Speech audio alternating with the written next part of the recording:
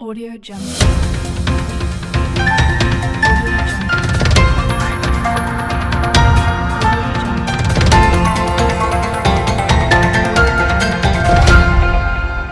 Audio Jungle. નમસ્કાર, Saurashtra vision ન્યૂઝમાં હું એન્કર દેવ્યાની આપનું સ્વાગત કરું છું. ચાલો જોઈએ આજના સમાચાર. હું અશ્વિન ખટારિયા. આજ દિવસ સુધી હું પ્રદેશ કોંગ્રેસનો ડેલિગેટ હતો. આની પહેલા હું તાલુકા કોંગ્રેસનો પ્રમુખ હતો અને અમે બે પેઢી થયા સરપંચથી લઈ અને તાલુકા પંચાયત જિલ્લા પંચાયતના સભ્ય તરીકે કોંગ્રેસની અંદર કામ કરેલ છે. પરંતુ ઘણા ટાઈમ થયા તાલુકા પંચાયતની ચૂંટણી ગઈ એ વખતે અમે સારામાં સારું પ્રદર્શન 9 તાલુકા જુનાગઢ જિલ્લામાં 6 સીટ આવી, એમાંથી 2 સીટ અમે લઈ આવ્યા હતા. છતાં એ પછી મને તાલુકા કોંગ્રેસના પ્રમુખ તરીકે હટાવી દેવામાં આવ્યો, કારણ કે વિધાનસભાની ટિકિટ ચૂંટણી આવતી હતી.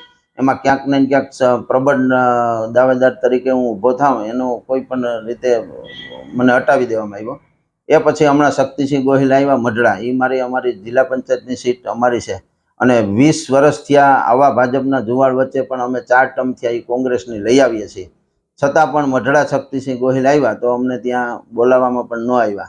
એટલે ક્યાંક ને ક્યાંક પાર્ટીની અંદર મને સાઇડલાઇન કરવામાં આવતા હતા અને એ કારણથી હું આજે રાજીનામું આપું છું. ખાસ કરીને જુનાગઢ જિલ્લાના પ્રવાસે અમિત શાહ આવનાર હોય ત્યારે અમુક લોકો ભાજપમાં ભળવાની પણ વાત આવી છે, ત્યારે આપ શું કહેશો? ભાજપમાં ભળશો કે? હવે 1 થી 2 દિવસમાં હું મારા કાર્યકરો કાયમી માટે જે અમારા ભેગા રહ્યા છે એની મિટિંગ બોલાવીશ અને સૌનો જે કાંઈ અભિપ્રાય હશે એ પ્રમાણે અમે વિચારીને આગળનું પ્લાન બનાવશું. જીવનને સારું અને ભવ્ય જીવવા માટે ફક્ત રૂપિયાની જરૂર નથી. જો તમારી અંદર કલા અને કૌશલ્ય હશે તો તમે બધું જ મળી જશે.